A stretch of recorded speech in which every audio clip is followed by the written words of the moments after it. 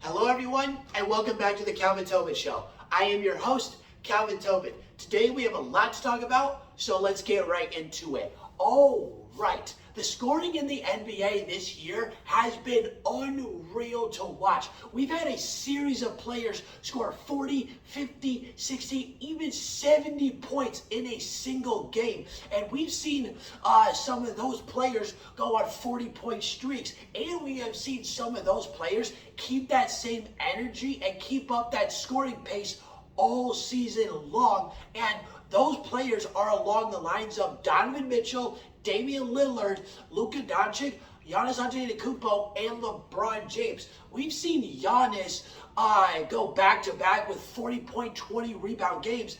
And then we see Luka Doncic go off for multiple 50-point games. And we saw him have one of the, if not the greatest single individual performance overall, other than just scoring in an NBA game, with him dropping 60, 20, and 10. And then we also saw LeBron James in year 20 go on a 10-game streak of scoring 33 points per game. And out of all this insane scoring entourages and scoring ability that we have seen this year, Damian Lillard and Donovan Mitchell took that scoring to another level and both dropped 71 points in a game.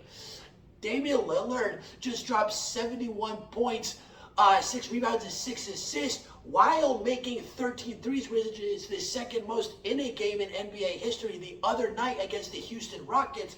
And before that, we saw Donovan Mitchell go out for 71 points, 8 rebounds, and 11 assists 2 months ago against the Chicago Bulls.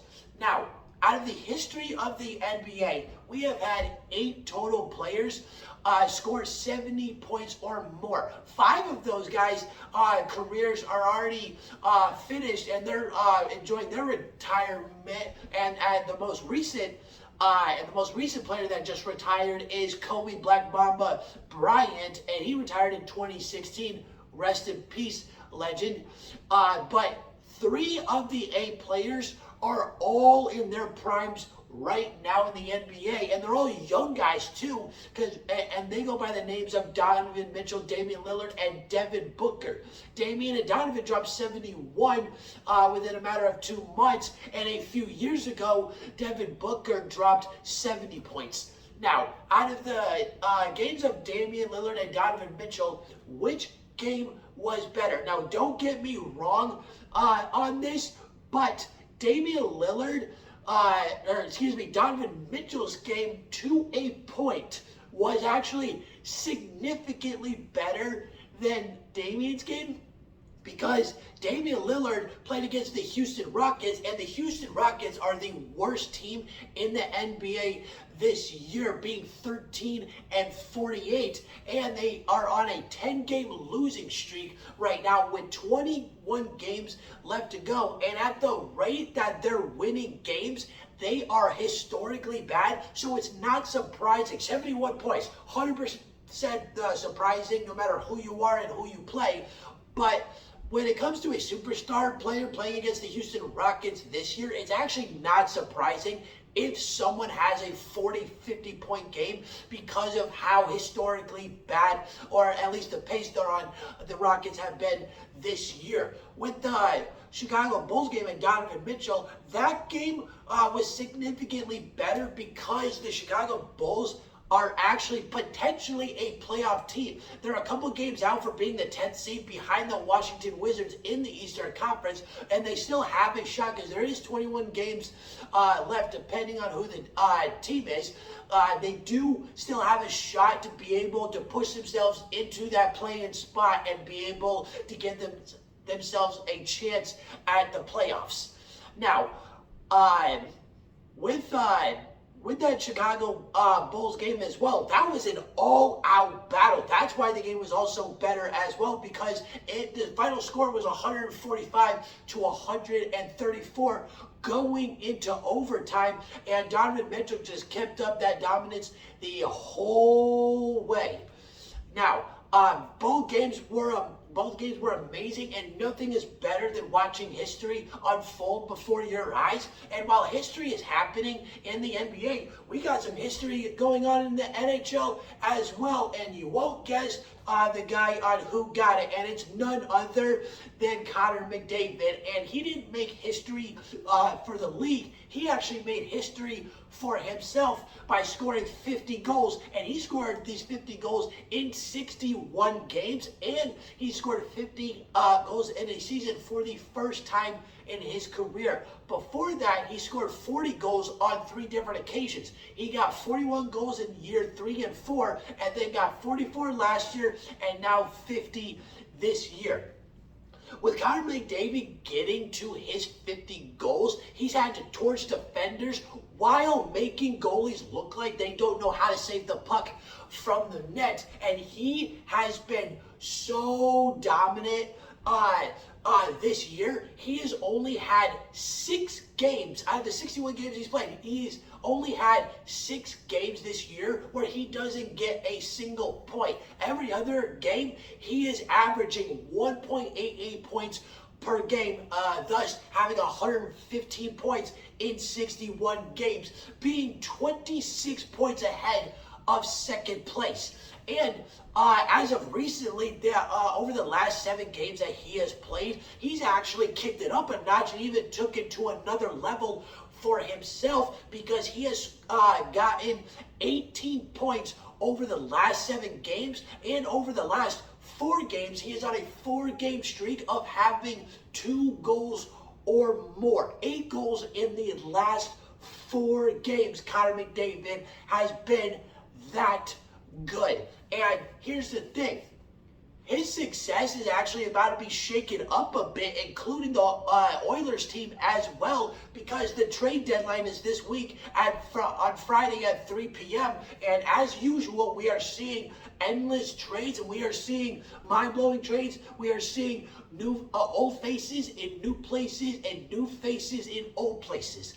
And with the Edmonton Oilers, they actually traded away Jesse Poole-Harvey, Tyson Barrie, and Reed Schaefer to Nashville and Carolina for a couple of picks and a few players. And tonight, here's the thing. We're actually going to see on what, because Edmonton is playing Toronto tonight, and Toronto has had one hell of a trade week this week based on who they picked up, and we're going to see tonight at first hand on what the Oilers are going to look like without those 3 guys, and what Toronto is going to look like with their new revamped offense. And here's the thing. With all the craziness of this trade deadline that is just happening this week, because it doesn't matter if it's the offseason or the trade deadline week, we are going to see like countless trades, countless signings, and it doesn't matter who the player is. It really does not matter.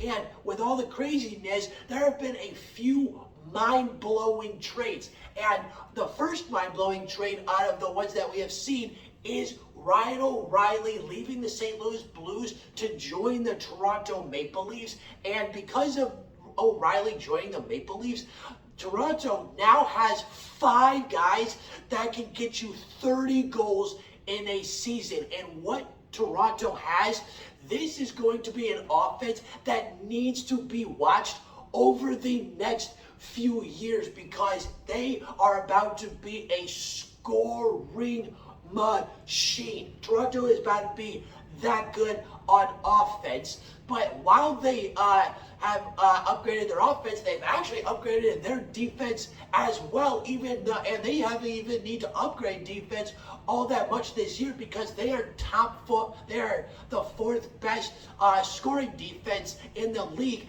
allowing 2.62 goals per game throughout this entire season. And who they got was Luke Schenn and Eric Gustafson, and both of these guys have combined for 138 blocks on the season. Now, the other mind-blowing trade, and this one takes the cake over even over a few big trades that have happened over the last few years, no matter how big it is, and it's none other than Patrick Kane leaving the Chicago Blackhawks. This dude is actually leaving Chicago. It's going to be really weird seeing this dude in a Rangers uniform, because now he's heading to New York to play for them, because this dude has been in a Chicago Blackhawk uniform for the last 16 years. But here's the thing. It's actually a good thing that Patrick Kane actually left Chicago, or was able to leave Chicago and go to a great team like New York, because Chicago has been on a dramatic downfall over the last few years, and it started in the 2020-2021 season, where it was the first year in 14 years where they actually won less than 30 games, and so far of the last 3 years, they won 24 in the 2020 season, they won 28 2 years last year, and now they have 21 wins with 20 games left to go. So they have a shot. They have a shot at getting 30 wins, but we'll see what happens. And besides, with Patrick Kane, yes, he does have 45 points, and yes, he's in his 16th year, and yeah, he does have only 16 goals on the season, but him going to New York just made New York significantly more dangerous, because Patrick Kane does have a lot left. He just needed to be on a good team, because Chicago was falling apart as of the last few years, and now the New York Rangers have 4 main scorers in Artemi Panarin, Mike Zibanejad, Chris Kreider, and now Patrick Kane. And these guys are going to be scoring left and right for what's to come. And with Patrick Kane, this dude is going to help out the Rangers a lot, because of his leadership and skill set. He can push the Rangers back into the playoff discussion on a consistent basis in the final few years of his career. But with this addition of Patrick Kane, right now on where the Rangers are in the Metropolitan Division, they are in third place. They have 34 wins, and they are 5 games and 9 points behind the Carolina Hurricanes of first place in the Metropolitan Division. And here's the thing. The Carolina Hurricanes and the New Jersey Devils actually, both of these guys could win their 40th game and become the second and third team in the NHL this year to reach 40 wins on the season. Now, with the New York Rangers and this addition of Patrick Kane, they can actually have a shot at making it a 3-way race on who actually might get first place in the Metropolitan Division to represent that division in the playoffs. But even if they have all the same amount of wins, it's going to depend on the overtime losses on who is going to have first place and get into the playoffs.